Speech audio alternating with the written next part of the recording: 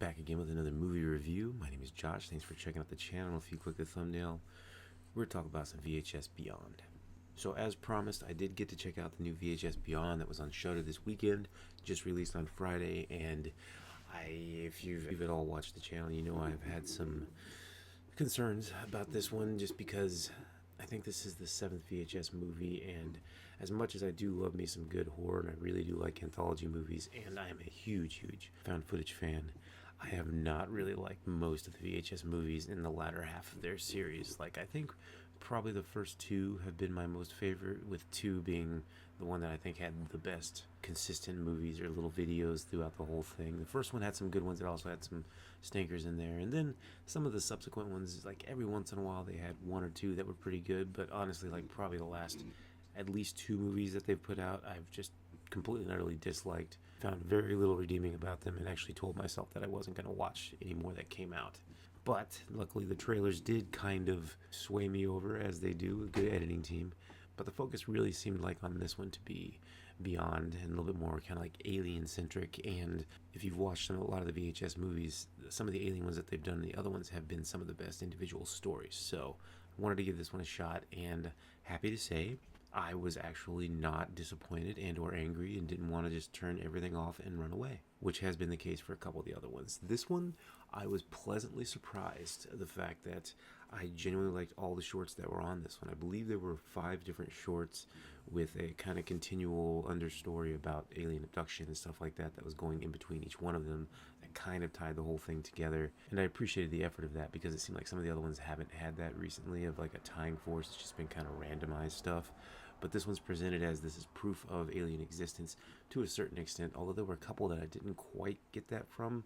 Really like one that didn't really make a lot of sense, but I also may have just missed something with that. But overall, the 5 different stories that they had, again, some of my bigger concerns and complaints with the last couple were the characters and the writing. Like, the actual characters were all just kind of horrid people that you didn't really want to like and you weren't rooting for. So when they got like horribly massacred, it was like good, or I don't care. It wasn't kind of like, oh, this is unfortunate, like, in a good horror movie would do. And a lot of that was just based off the story. Like, again, acting is subpar some of the time, but I don't know if that's actually the story or if that's the acting and the writing. Who knows? But I do know I did not like it and did not care for most of the people in a lot of the other more recent videos. This one was a different story. Like, they actually took the time and effort to try and make you care about some of the characters in each of the individual ones, even though they're relatively brief stories. Like, I think they're averaging around 15 minutes each, in that range.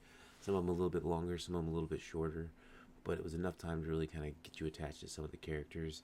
I'm not going to go through all of them in detail, but there were some really cool ones. There was one, I believe it was called The Stork, which was kind of like a body cam footage for cops that were going in looking for something or someone that was taking like missing infants, and it really played almost more like a video game, and it was actually really kind of cool. Some of the stuff you've seen in there, the imagery was a bit messed up, and how it ended, you were like, oh, that's interesting, but I did dig that one. The next one that came up was Dream Girl, and this one was a little bit, this was probably my least favorite of them, but it was really because I didn't really see the association with like the Beyond and like aliens, unless, again, I'm not going to spoil anything, but it just definitely wasn't exactly on par with the rest of them. It definitely wasn't bad, and there was some really cool and horrible visuals, but this one was probably the one that got back to the most kind of gross, over-the-top violence, but it still was a little more well-deserved or for a purpose than some of the other ones, so I still kind of liked it, but this was probably my least favorite of the 5 actual videos that were on there. The next one was Live and Let Dive,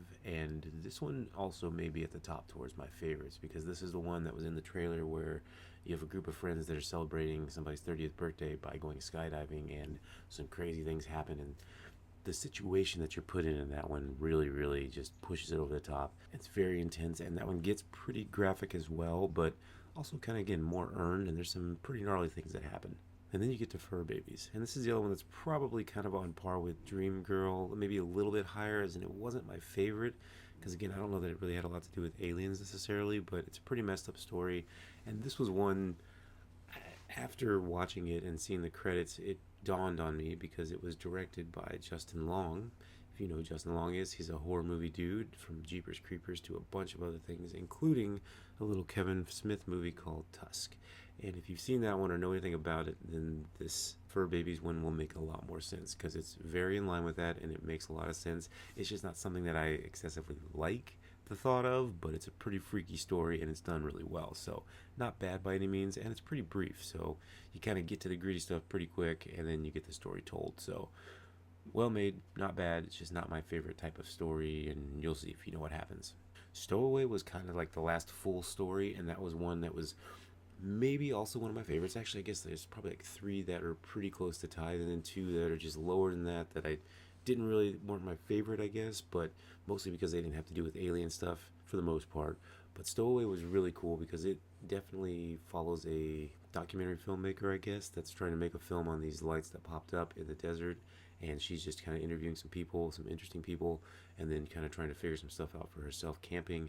And it's fun because I watch a bunch of movies where people are actually doing this, like actual documentaries who go into the woods or going to the desert and trying to find and disprove or prove things. So it definitely seemed pretty accurate for a lot of the stuff that she was talking about and saying and doing until it goes a little more wonky. But the idea of it's really cool, and how it ends is pretty gnarly. It's a pretty simple one, but I also really enjoy it, and she has a lot more intestinal fortitude than I would because I would not put myself in the situations that she did, and hopefully would last a little longer than she did. Although that's kind of up for debate. You don't know exactly how that one ends.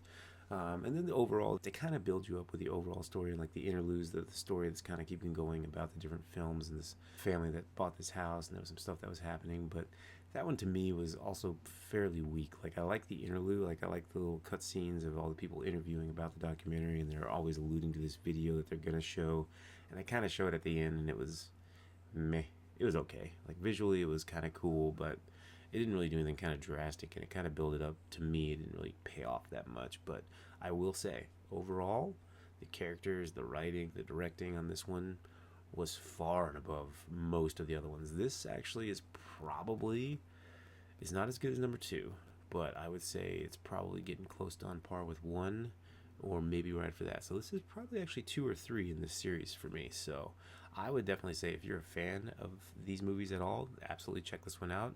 If you've disliked some of them, definitely give it a shot anyway, is what I suggest. It's on Shudder, so if you have that channel, or if you don't, it's like $5 a month. Go ahead, pay for a month and watch a bunch of them. It's not the bad month to check that out. So I would recommend this one. I was actually pretty surprised. Let me know your thoughts in the comment section, and if you've watched it, what did you think? Don't forget, like, share, subscribe. Go ahead, hit that subscribe button if you would. That'd be fantastic. And as always, you're awesome. Peace out.